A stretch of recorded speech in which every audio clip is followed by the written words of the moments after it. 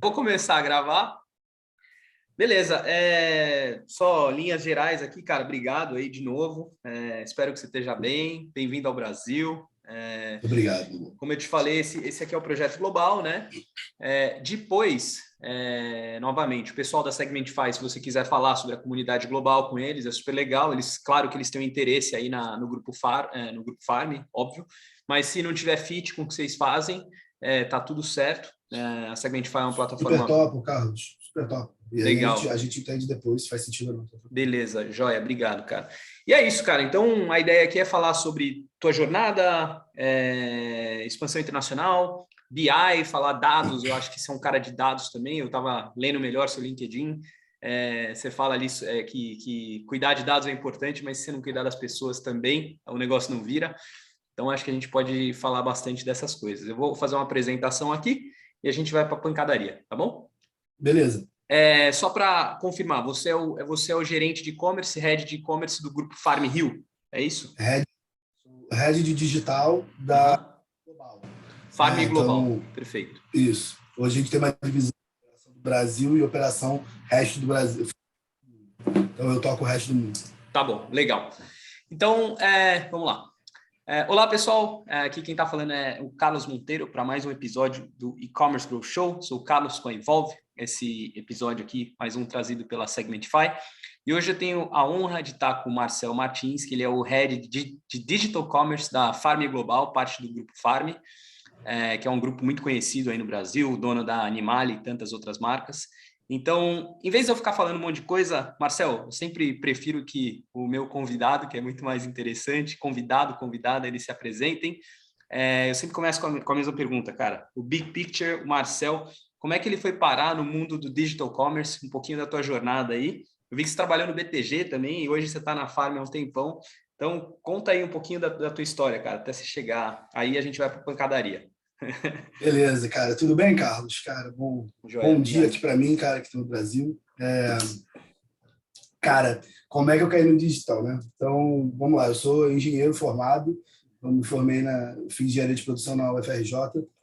E aí, início de carreira ali, muito padrão de um engenheiro que vai ali para consultoria, que trabalha ali, cara, com PPTzão, Excel, vestido ali de terno, gravata, dentro dos clientes.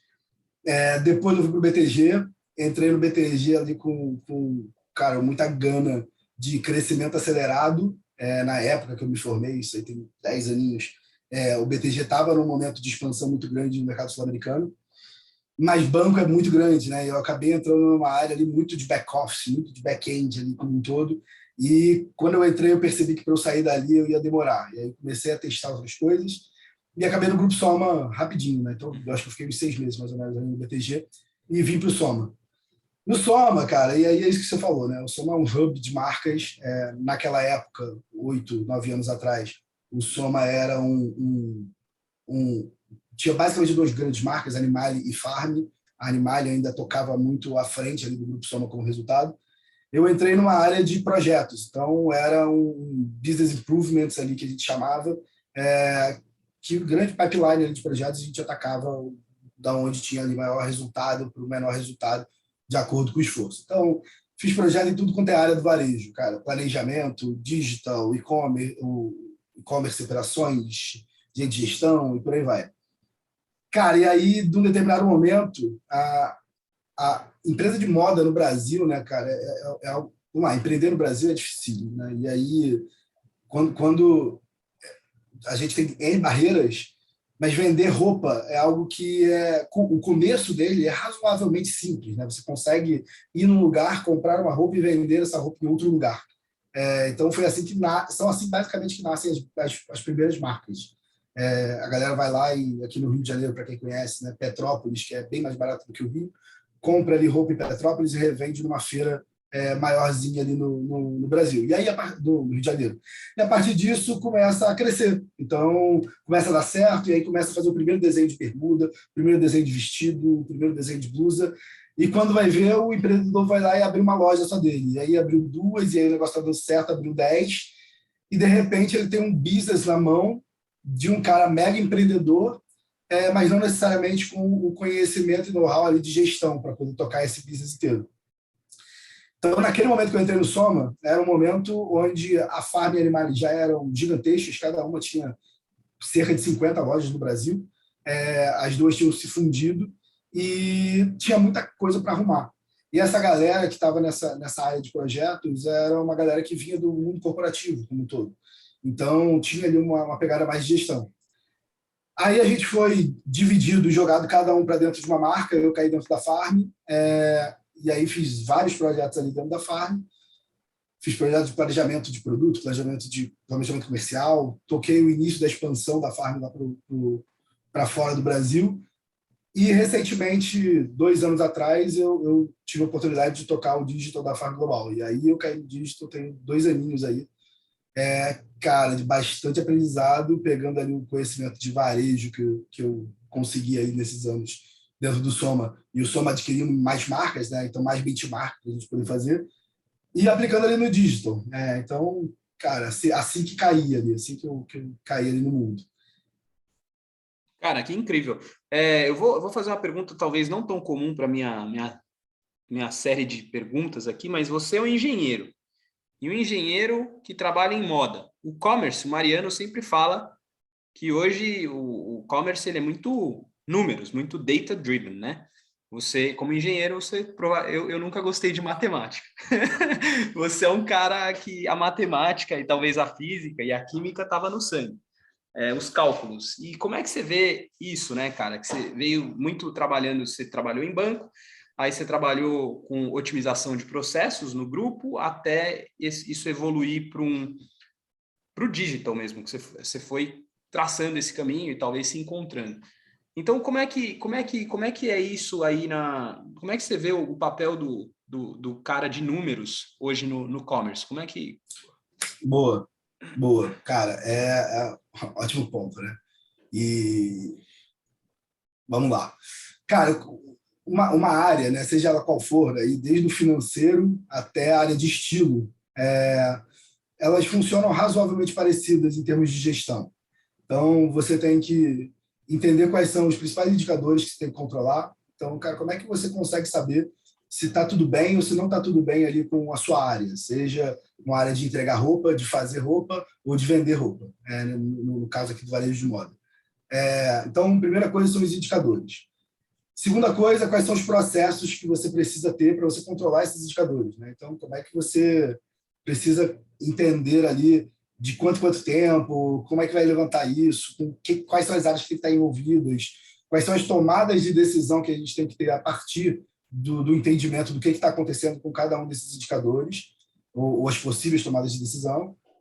E o terceiro é a gestão de pessoas, que você não faz nada disso sem pessoas e, cara, possivelmente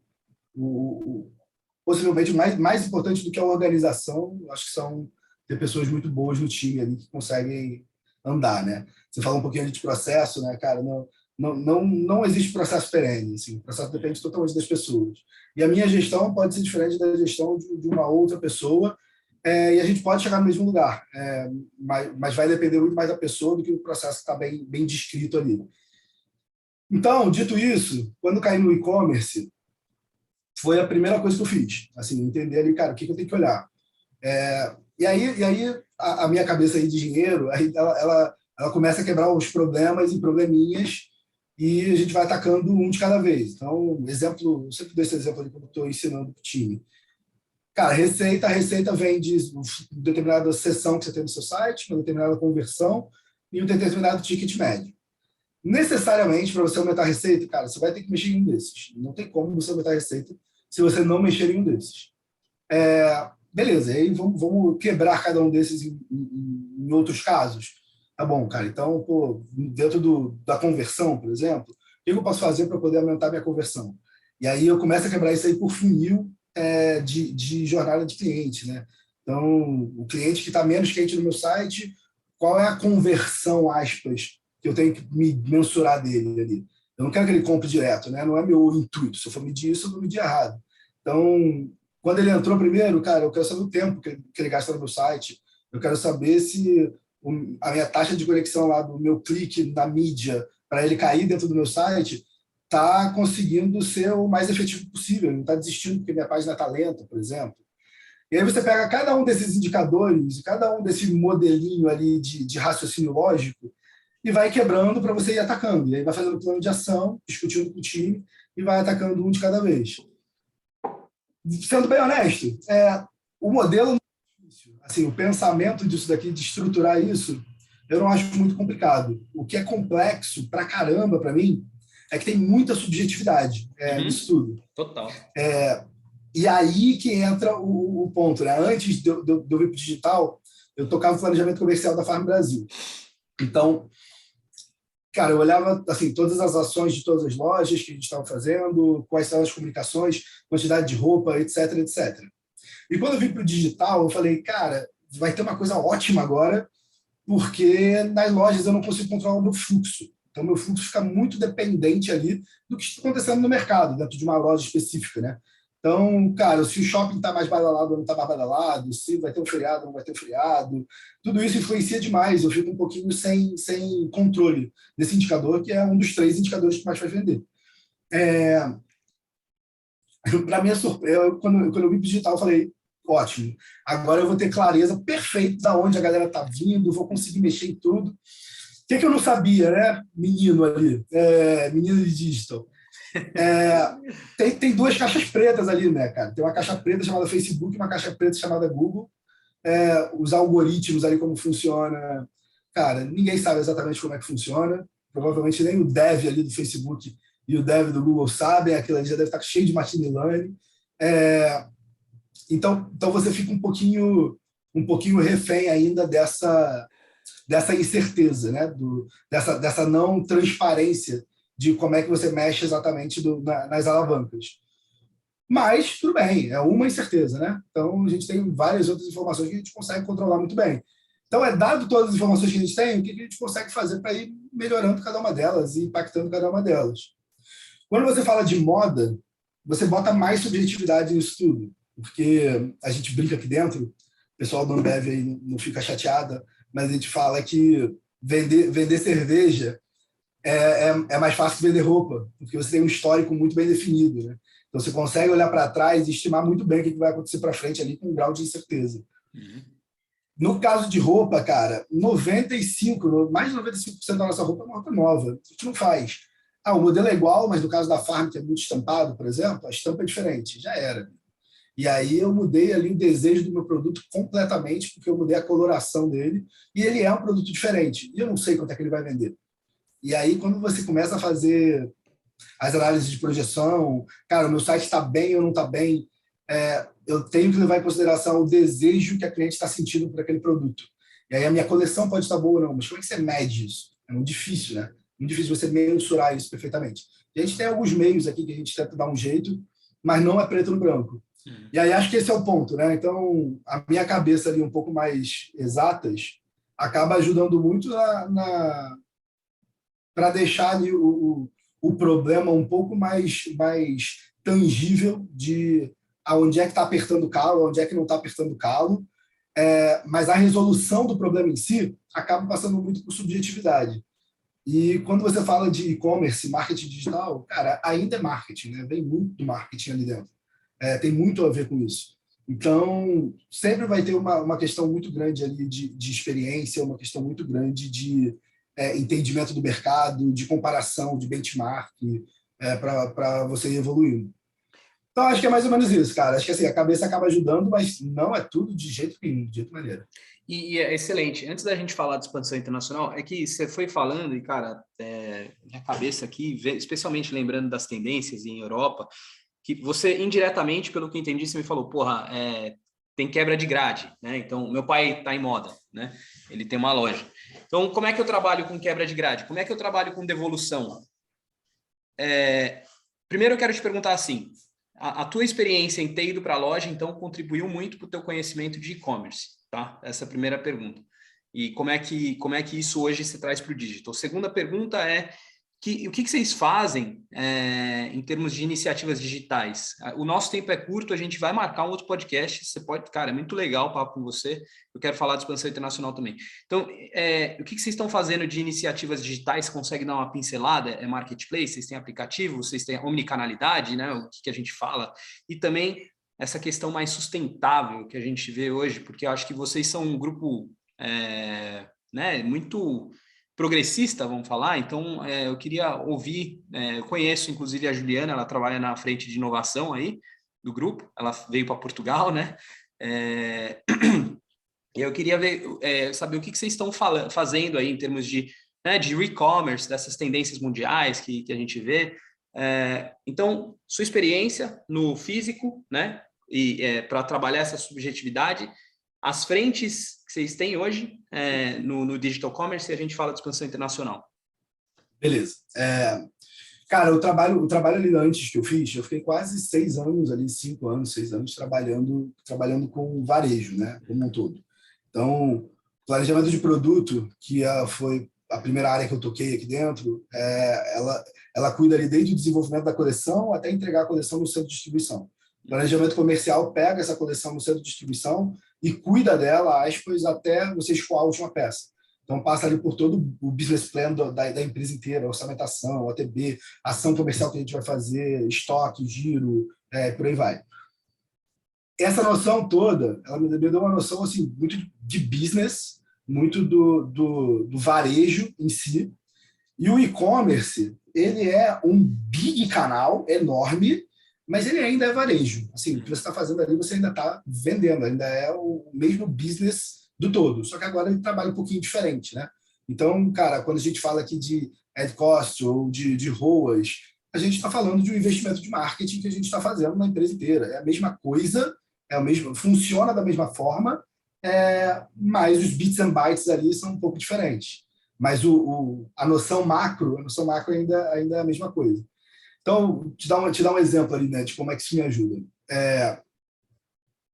Te dar 2 exemplos. O primeiro, uma pessoa do mercado de moda me procurou há um tempo atrás para avaliar o site dela e, cara, querendo entender um projeto, alguma coisa para a gente poder mudar o site inteiro. Então, ela queria jogar o site fora e refazer o site. Quando eu olhei para o site dela, o site não era incrível, mas dentro do benchmark estava em linha. Assim, ele não tinha uma performance muito baixa, as informações que a cliente precisava estavam ali. Mudar o site ia ajudar, possivelmente, né? Sempre, cara, você bota uma tecnologia nova, né? A coisa anda de alguma forma. Mas na minha cabeça não era a principal dor da pessoa. A principal dor da pessoa era produto. Uhum. Era o mesmo produto. Ele estava vendendo ali 80% da coleção era o produto para a mesma ocasião de uso. Uhum. E aí é business, não é o site em si, né? E aí, cara, é o negócio ali de varejo. Eu acho que a minha cabeça me ajuda um pouquinho por isso, né? E aí, pegar um exemplo, que eu acho que esse exemplo é muito legal, muito recente aqui que a gente está vivendo. Né? A gente mudou a nossa PDP, né? Então, a nossa página de produto, a gente tinha uma determinada página de produto, a gente desenhou uma nova. Quando eu cheguei aqui, já estava no meio desse projeto, e a gente colocou ela para rodar e fazer o teste AB. Carlos, não tem uma pessoa que olhe para a nova página e não fale que está melhor do que a página antiga. Não tem uma pessoa, 100% das pessoas. Rodou o teste AB, cara, 0% de aumento na conversão. Uhum. Igualzinha, as duas. E aí, antes de rodar, eu tinha falado pro time, cara, gente, eu não tenho tanta experiência com testes para eu poder bater no peito e falar, galera, não precisamos rodar isso, sei o que vai acontecer, mas meu feeling isso aqui não vai fazer grandes diferenças. Por que eu tinha esse feeling? A gente não estava dando nenhuma grande nova informação para a cliente para ajudar ela na tomada de decisão. A cliente que está ali na minha página de produto, e aí no produto da Farm Global, que é um produto mais caro, com um valor agregado alto, ela está ali por causa do produto. Uhum. Então, na minha página de produto inteira, cara, qual é a coisa que eu posso mexer que mais vai impactar na minha conversão? É o produto. Se eu botar um produto ruim, não adianta, minha conversão vai para 0. Se eu botar um produto incrível, minha conversão vai subir bastante. Então, assim, o mercado de moda especificamente é muito sobre o produto como um todo. Se a cliente sentir o desejo pelo produto e ela está quente para comprar, ela vai superar algum atrito para poder fazer isso. Então, a página está mais bonita, o design está mais legal, cara, o botão está um pouquinho mais acima ou abaixo. Que, cara, quantas vezes a gente já ouviu falar de testes da Amazon, muda ali a coloração do botão, isso daqui super aumenta a conversão, e faz muito sentido todos esses testes. Mas para o meu mercado de moda, de valor agregado para cliente que está aquecida e quer comprar aquele produto, ela vai comprar aquele produto mesmo com atrito. E aí, obviamente, a gente agregou um pouco mais de valor para ela quando a gente botou uma página mais bonita. Mas não foi suficiente que fosse comparável com o valor que eu agrego quando eu boto um produto bom ali para ela poder olhar. Uhum. O que seria completamente diferente se eu estivesse vendendo pregos, por exemplo. Uhum. Se eu estivesse vendendo um item de valor agregado muito baixo, ela não está disposta a ter nenhum atrito, cara. Ela quer a entrega mais rápida possível, tá tudo certo, ela só quer receber aquilo e tirar esse problema da frente dela. Quando você joga ali para os extremos, né? Cara, se você for comprar uma casa, você não vai comprar casa sem olhar para casa, sem ter que pegar o carro, pegar o trânsito. Você vai passar por vários atritos porque tem um valor agregado muito grande para você. Agora, se você vai comprar uma coisa pequena, cara, com valor agregado baixo, você vai topar, tá tudo certo. Você não vai topar esses atritos. Você só quer comprar o negócio mesmo, e se você errar, tá tudo bem, e por aí vai. Entender isso, e aí com a cabeça um pouquinho do varejo, por exemplo, me fez pensar que ao melhorar a performance do site, né, então melhorar o tempo de carregamento, etc., antigamente eu pensava que ia ser muito impacto na minha conversão. Hoje eu já não acredito mais nisso. Eu acho que vai ser um impacto muito grande para a cliente que não está aquecida olhar mais para o que está acontecendo dentro do meu site. Então, hoje o nosso Connect Rate, por exemplo, a galera que clica lá na mídia, no e-mail, etc., cai no meu site, está por volta de 50% a 60%. Ou seja, do meu dinheiro que eu estou gastando ali, cara, tem 40% do público que ele não está topando esperar a página carregar, cara. É basicamente isso. Ali tem ganho, pra caramba, pra caramba. Consigo aumentar em 50% do volume de tráfego para o meu site, melhorando performance. E aí isso daí não vai melhorar minha conversão de imediato, isso vai melhorar minha escalabilidade, que é um dos itens mais cruciais ali para o e-commerce, né? Cara, CAC, que é o custo de aquisição, basicamente, cliente novo, e como é que você escala esse CAC, né? Você tem um CAC baixíssimo para trazer uma pessoa, é mole. Mas como é que você traz 1.000, 10.000, 100.000, dependendo do seu business? E esse é o desafio. Cara, é incrível. Eu já vou dentro desse assunto aí, como é que você vê o papel do social commerce? Vocês têm algumas iniciativas para uma amiga indicar para outra? Grupo de WhatsApp? O que vocês têm feito assim? Porque é uma forma brutal de reduzir custo. Estava falando com um grande player aí, grande mesmo, que você conhece com certeza, te falo offline, que eles estão hoje em busca de uma plataforma que possa melhorar essa parte do review, então, para eles. Então, a mulher comprou, ou a pessoa comprou, e aí ele quer que seja um review humanizado, para ela indicar para outras pessoas. Meio tipo, manja, que a Facili está criando, assim, para ela já indicar para as amigas e já, né, você reduzir o CAC ali e, enfim, criar uns grupos de WhatsApp. Me conta aí. Cara, é muito louco isso, né? Porque tem muito a ver com humanização mesmo, né? Tem muito a ver com alguém não querer te vender, com alguém querer te ajudar. E isso é muito importante, né? Na Farm Brasil, cara, assim, a Farm é um fenômeno no Brasil. Assim, eu não consigo entender a cabeça dessas mulheres, elas são completamente apaixonadas, cara, pela marca, assim. Apaixonadas do tipo de ficarem pé da vidas porque a gente não comprou uma grade maior de um produto que bombou e acabou em 5 dias lá no Brasil.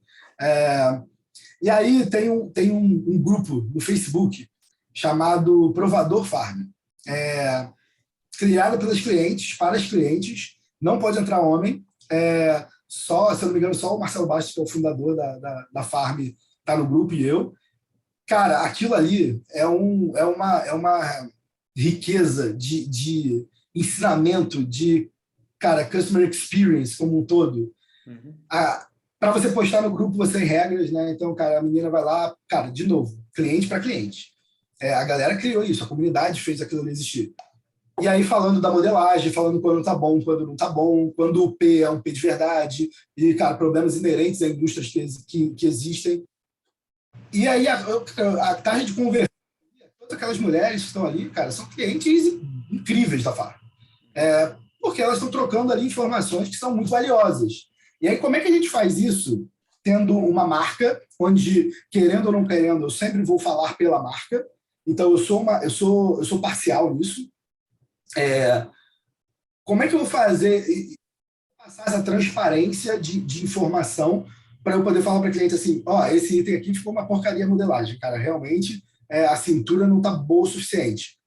Se eu não falar esse tipo de coisa, ela não vai acreditar na marca. E aí, o quanto vale a pena ou não vale a pena fazer isso? E aí você vai para o ponto que você trouxe, que é perfeito ali, sobre communities, né? E como é que você trabalha a comunidade disso. Então, beleza. O que eu aprendi sobre esse assunto até hoje, tá?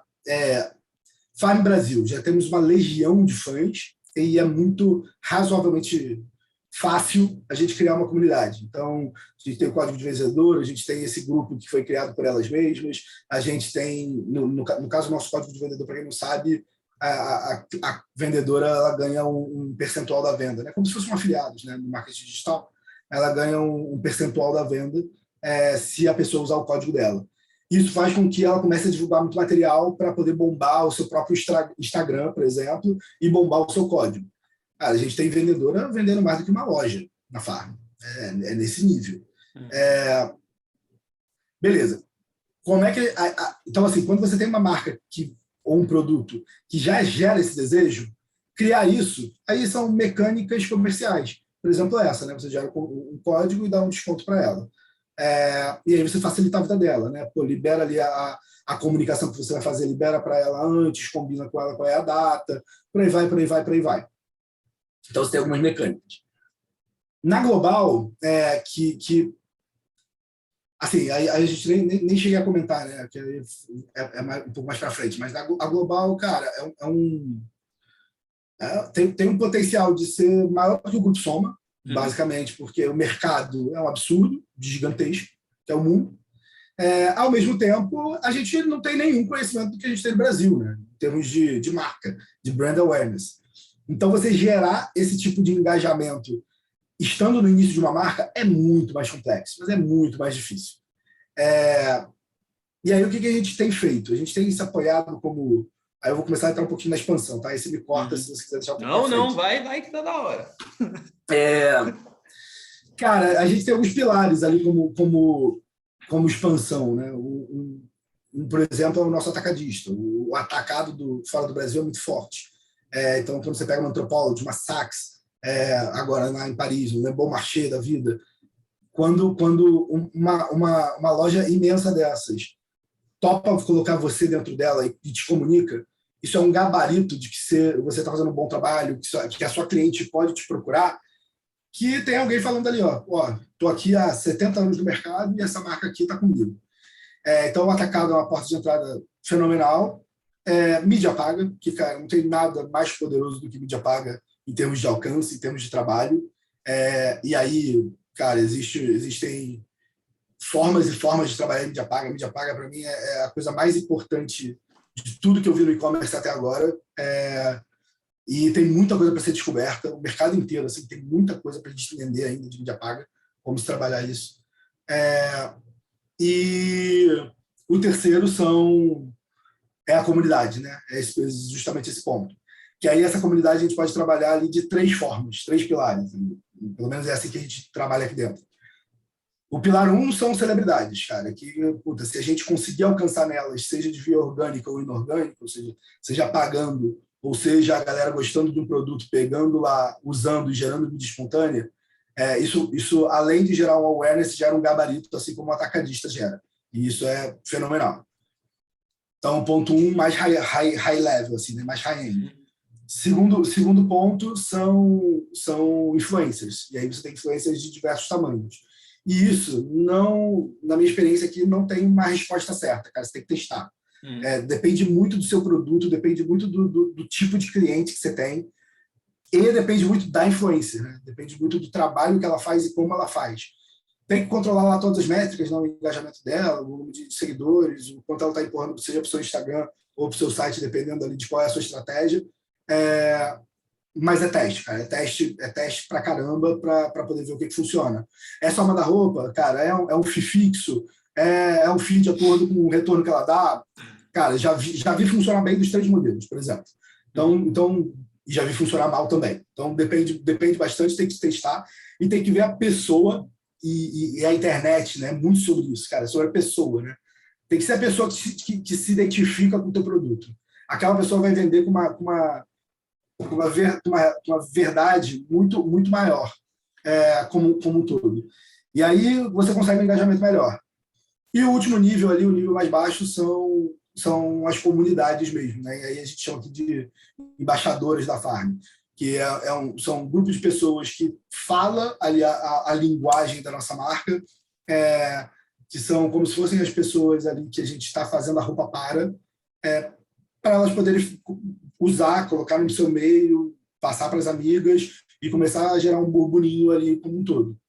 Qual é a grande dificuldade disso? É muito difícil de mensurar. É muito difícil de você chegar lá no 1 ou no 0 para poder falar, cara, ó, funciona e está perfeito ou não está perfeito. Por isso que o controle de você ter muita clareza do dinheiro de marketing que você está gastando, dinheiro de publicidade como um todo, qual é o objetivo de cada dinheiro, cara, quanto está no início do funil, quanto está no meio, quanto está no final, qual é o objetivo de cada uma das ações e quanto de dinheiro eu estou topando colocar em cada parte, é muito importante, exige uma discussão bem grande e alinhamento, né? E alinhamento é algo gigantesco.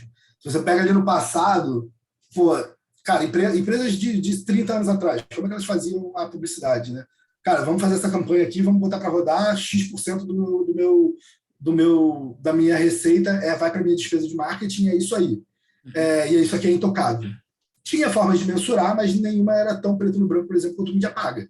Mídia paga de fundo de funil, cara, é preto no branco. Uhum. De meio de funil, é menos, mas ainda dá para mensurar. De topo, é muito menos ainda.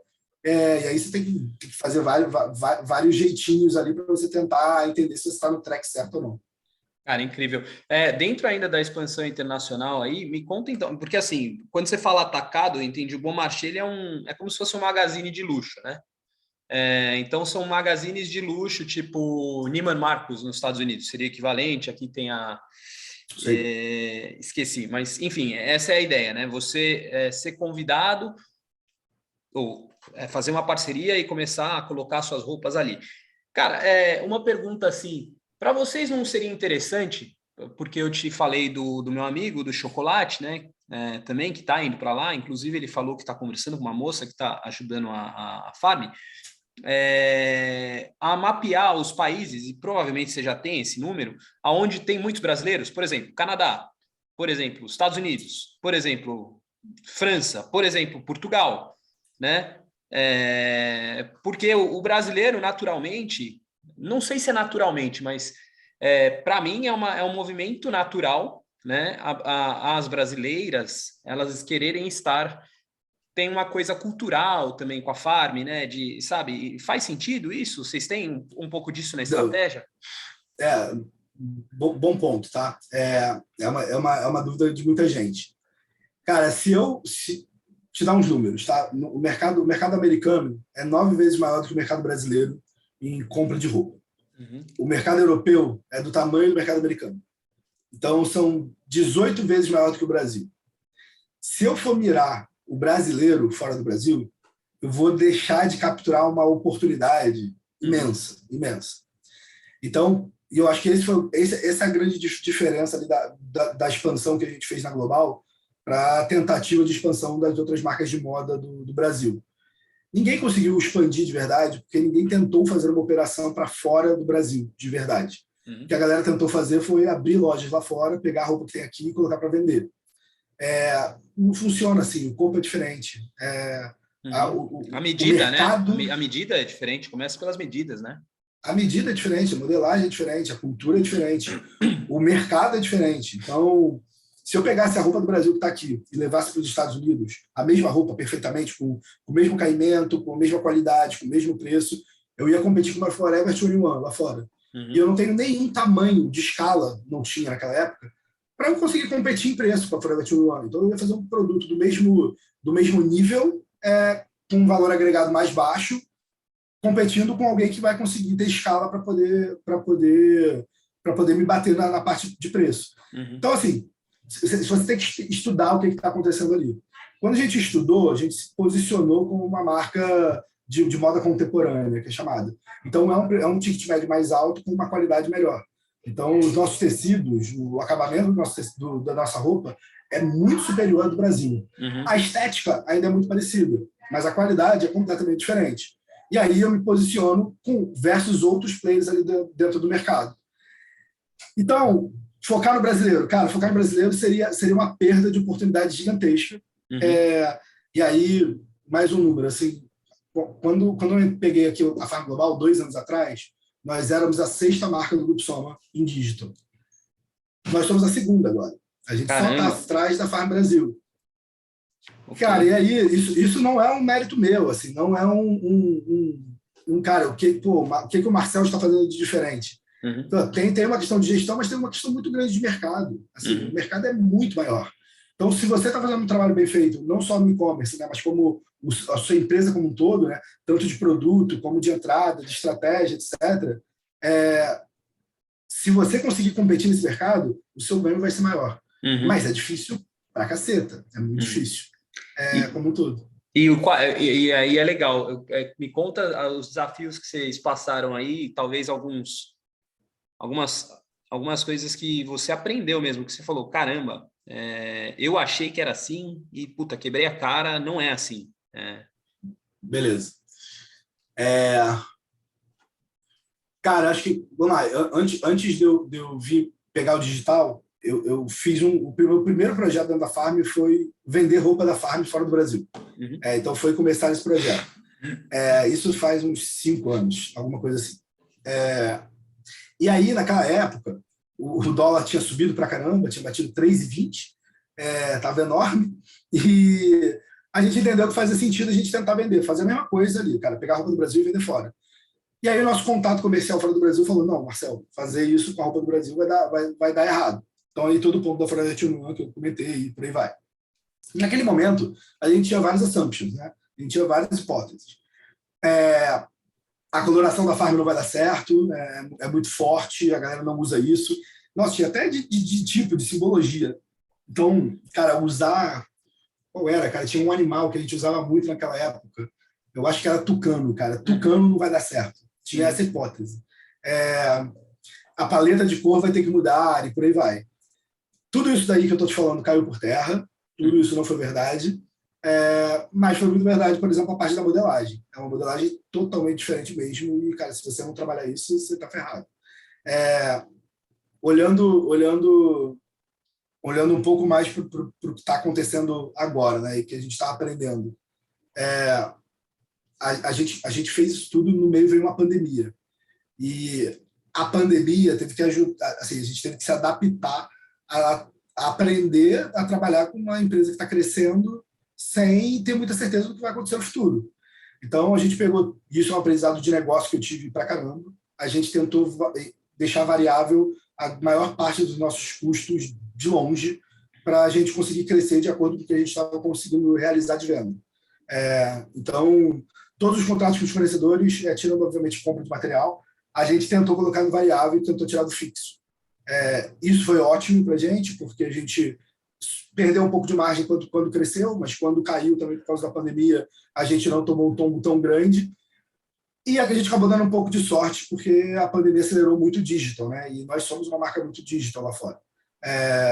Então, foi um boom de crescimento na casa dos 3 dígitos de crescimento gigantesco no ano passado, puxado por isso, puxado muito por um boom de mercado que deu uma bela acelerada na gente. Então, cara, são muitos aprendizados, assim, sobre o e-commerce, assim, especialmente. Eu acho que o principal assim, hoje eu estou com 27 pessoas no meu time e quando eu cheguei eu estava com 4. Eu contratei muita gente e para contratar essa galera eu entrevistei muita gente, cara. Acho que boa parte do mercado brasileiro aí eu conversei. E o que eu entendi ali?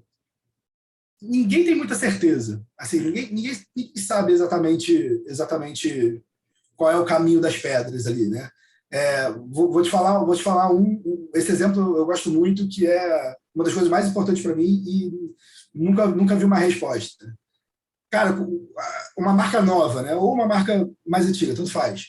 como é que você tem que botar o seu investimento no funil? Você tem que botar mais no fundo, mais no meio, mais no topo? Quanto e por quê? É 100% no fundo, 100% no topo? E aí eu vou te dar dois exemplos gigantescos. A gente usou uma agência lá nos Estados Unidos no início, enorme, mesma agência da Nike. Estou pegando o exemplo, estou falando da Nike só porque ela credencia que é uma agência boa, né? Então, só para... Mas, obviamente, ele tinha diversos outros clientes.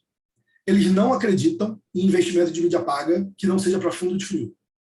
Eles não acreditam. Cara, eu não estou falando de alguém da esquina, né? Estou falando de uma agência gigantesca. Mas a Nike, já tem um brand awareness muito grande. Beleza, eles têm outros clientes, eles pegaram a Farm quando estava nascendo e a estratégia que eles traçaram com a gente foi fundo de funil, pra caramba. Uma estratégia que a gente, no Grupo Soma, não acredita tanto. Mas era a estratégia que eles acreditavam demais. Conversei com a segunda maior agência de mídia do mundo 1 mês e meio para a nossa expansão para a Europa, que a gente está fazendo agora. Sugestão deles de plano: 100% do topo do funil durante os 4 primeiros meses. Cara, assim, é impressionante, assim, é impressionante. Qual é a minha sensação, Carlos, até agora, tá? O que eu estou aprendendo sobre isso tudo? As mecânicas do Google, do Facebook, elas são muito poderosas. Você fazer besteira junto com aquela ferramenta não é fácil. Assim, você coloca as coisas ali em diversos pontos da ferramenta, você coloca ali tudo no automático, de alguma forma, cara, você vai conseguir olhar ali seu rosto e falar, cara, estou dando lucro. E aí a coisa vai andar. Mas você conseguir passar do ponto e deixar aquela coisa ótima e, cara, melhorar o seu CAC, conseguir escalabilidade, etc., cara, isso é difícil pra caceta. Isso aí precisa de muito teste, cada mercado é um mercado.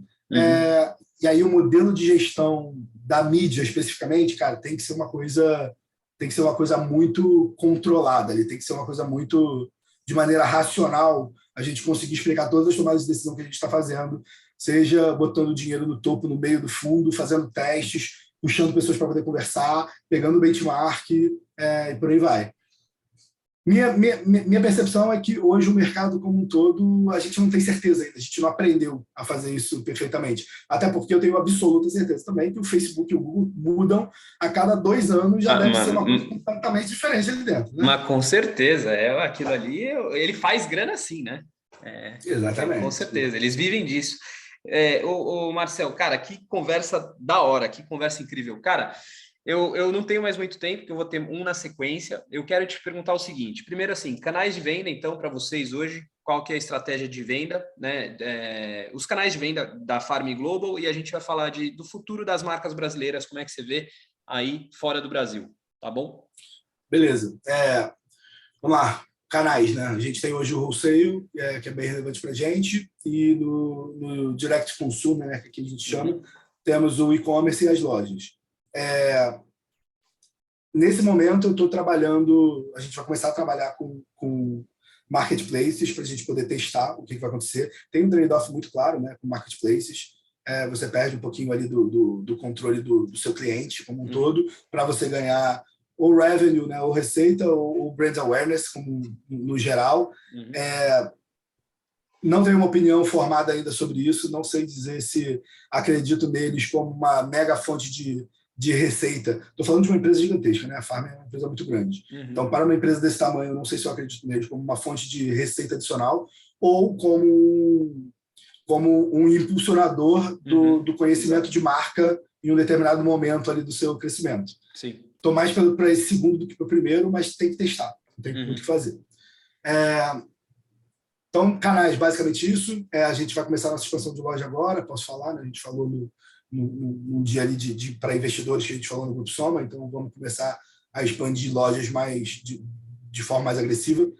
Loja, cara, lojas assim, a melhor mídia que eu posso fazer é uma loja, cara, de longe, né? Então, se aquela loja se pagar, se ela não der prejuízo, cara, ela está trazendo um benefício gigantesco para o seu business como um todo, para o seu digital como um todo.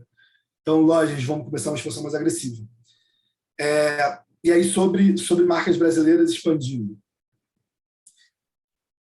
Cara, assim, a gente só deu certo na Farm Global por conta do produto. o produto é o grande carro-chefe. Então, a gestão é muito importante, uma gestão pode ferrar a expansão de uma marca, mas não tem nenhuma dúvida, né? Sem dúvida nenhuma. A tomada de decisão estratégica ali dos engravatados, aí eu me coloco neles, é muito importante. Dito isso, se eu pegar uma Saks da vida, uma Anthropologie da vida, eu consegui lá fazer a reunião com eles e eles toparem botar meu produto dentro. Se não vender na loja deles, com ele botando fluxo, acabou. Você não tem um business, você não tem um negócio. E isso não é nada além de produto para poder fazer isso aí acontecer. Então, o produto tem que ser muito bom. No nosso caso, na Farm, o nosso produto está num nicho muito diferente, cara. Não tem algo parecido com a Farm fora do Brasil, assim, não tem. Tava agora em Paris, né? Tava te contando. Para bem ou para mal, não tem uma estampa. Você não anda na rua e você vê pessoas estampadas pela rua. Vem para Dinamarca para você ver. Se é preto, cinza, azul, é um troço hard, né? Cara, um troço meio duro, exatamente isso, exatamente isso. Bom e mal, né? Assim, legal que eu não tenho, estou no oceano azul, entre aspas, ali, do meu tipo de produto, ao mesmo tempo que, cara, a galera não está querendo comprar esse tipo de produto, né? A princípio. Então, eu tenho que conseguir achar meu nicho e ensinar uma mudança de cultura. No Brasil funciona muito bem, cara. Você anda pelo Rio de Janeiro, um dia indo em restaurante você vai ver Farm. Te garanto nisso. Em São Paulo, cara, 2 dias indo você vai ver Farm.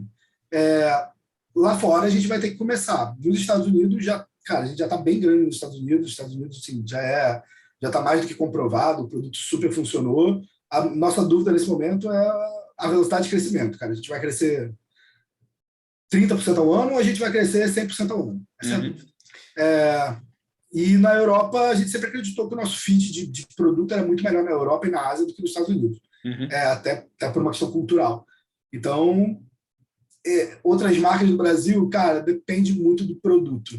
Se você tem um produto que você acha que é diferente do que está sendo ofertado, você já testou em um mercado e funcionou, cara, acho possível funcionar lá fora. Se você tem mais do mesmo, você vai estar nadando com um bando de tubarão gigantesco que já está lá. A estratégia pode funcionar ainda, mas vai dar mais trabalho. Não é tão simples. Que entrevista legal, Marcel. Cara, eu quero te agradecer demais pelo seu tempo. Muito obrigado. Tenho certeza que vai inspirar muita gente isso aqui. Bom, se o pessoal quiser entrar em contato, saber um pouquinho mais de você, como é que faz? Pode dar o LinkedIn aí? Super, cara. Me cata lá no LinkedIn, Marcel Martins mesmo. Me cata lá que eu respondo. Fechou. Marcel, obrigado. Beleza? Obrigado a você, tá, Carlos? Abração. Um abraço.